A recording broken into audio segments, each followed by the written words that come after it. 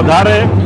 और उसके बाद का ये महारामनवमी, उनका जन्मदिन आज हर्षोल्लास के साथ, अति उत्साह के साथ सारा देश ही नहीं विश्व मना रहा है। पूरे सनातनी दुनिया के कोने कोने में जहां भी है वो आज उत्साह पूर्वक और उल्लास के साथ श्री राम का, प्रभु श्री राम का जन्मदिन मना रहे हैं। आज उसी क्रम में यहाँ आप देख रहे हैं कि किस प्रकार की शोभा यात्रा निकली है, जिसकी शोभा वर्णन ही न जाए।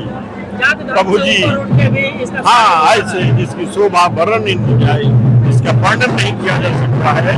इस प्रकार की शोभा यात्रा इस नगर के राम भक्तों ने, इस नगर के सनातनी ने निकाला है, इस जिले के लोगों ने निकाला है।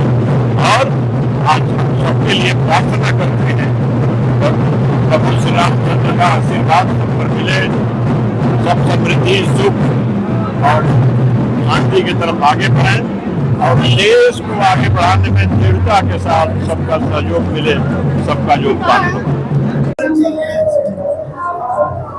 देखिए, हिंदू धर्म में, हमारी सनातनी परंपरा में चैत्र मास का बड़ा ही महत्व है। ये बहुत ही पावन महीना है, जब प्रभु श्री राम का अवतार इसी महीने में हुआ। इसलिए हम सारे भारतवंशी, चाहे दुनिया के किसी कोने में रहते हों, बड़े ही हर्षोल्लास के साथ, उत्साह के साथ, खुशी के साथ इस महीने को मनाते हैं, पर्व के रूप में, त्योहार के रूप में। और भगवान के जन्मोत्सव को, मर्यादा पुरुषोत्तम भगवान श्री राम के जन्मोत्सव को 9 दिनों के नवरात्र के रूप में महोत्सव करके हम मनाते हैं।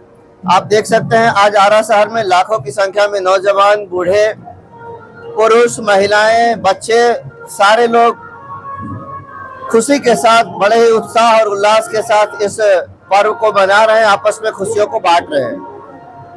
शांति की अपील भी की जा रही है, क्योंकि अभी विपक्ष बिल पास हुआ है, संशोधन बिल, और ऐसे में लेकर आशंका भी जताई जा रही है। देखिए, एक बहुत ही अच्छा बिल लोकसभा में पारित हुआ वक्फ बिल के रूप में। इस बिल के विषय में अभी विपक्ष के द्वारा बहुत दुष्प्रचार किया जा रहा है, ये अलग बात है। लेकिन जैसे जैसे समय बीतेगा, लोग इस बिल की बारीकियों को समझेंगे, इसका अध्ययन करेंगे, तब लोगों को पता चलेगा कि ये बिल देशहित में कितना अधिक है।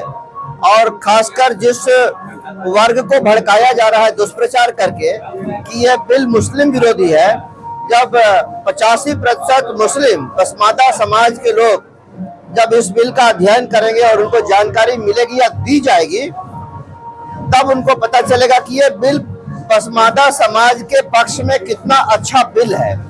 जिन लोगों ने इसको समझा है, जाना है, देश के कई शहरों में, भोपाल में, बहुत बड़े शहरों में बड़ी संख्या में पुरुषों ने और महिलाओं ने इस बिल का समर्थन किया है और आदरणीय प्रधानमंत्री जी को इसके लिए धन्यवाद भी दिया है।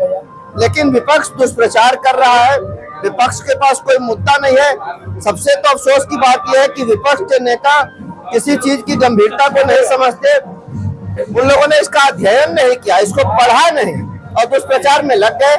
लेकिन जब इस बिल के विषय में, इसकी बारीकियों को, इसके पूरे अध्ययन को जब जनता समझेगी, जानेगी, तब लोगों को पता चलेगा कि यह बिल देशहित में है और मुस्लिम समाज के, पसमानदा समाज के जो लोग हैं, 85% जनसंख्या जिनकी है, उनके हित में है।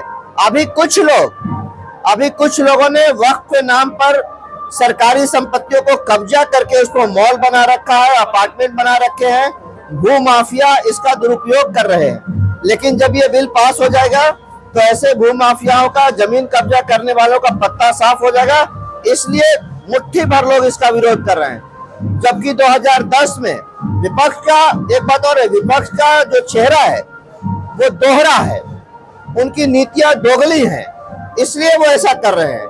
यही लालू जी ने 2010 में लोकसभा में कहा था कि कड़ा कानून बनाना चाहिए और वक्फ के नाम पर संपत्ति, उन्होंने पटना के डाक बंगला चौराहे की बात की थी और ये कहा था कि खेती की जमीन नहीं बल्कि कीमती जमीन, प्राइम लैंड भू माफियाओं ने वक्फ की संपत्ति के नाम पर कब्जा कर रखा है, इसलिए कड़ा कानून सरकार बनाए और उसको मुक्त कराए।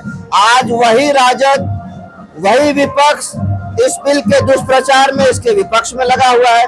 तो बात समझ में नहीं आती है कि उनकी आखिर नीति है क्या। वो बिल के पक्ष में 2010 में थे और 2025 में उसके विरोध में है।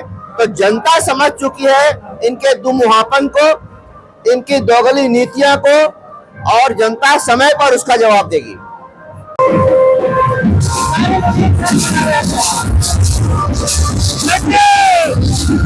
हमारा जो है राम में हो गया है पूरा भगवा भगवा, और सभी हमारे राम भक्तों को हार्दिक अभिनंदन है। जय श्री राम।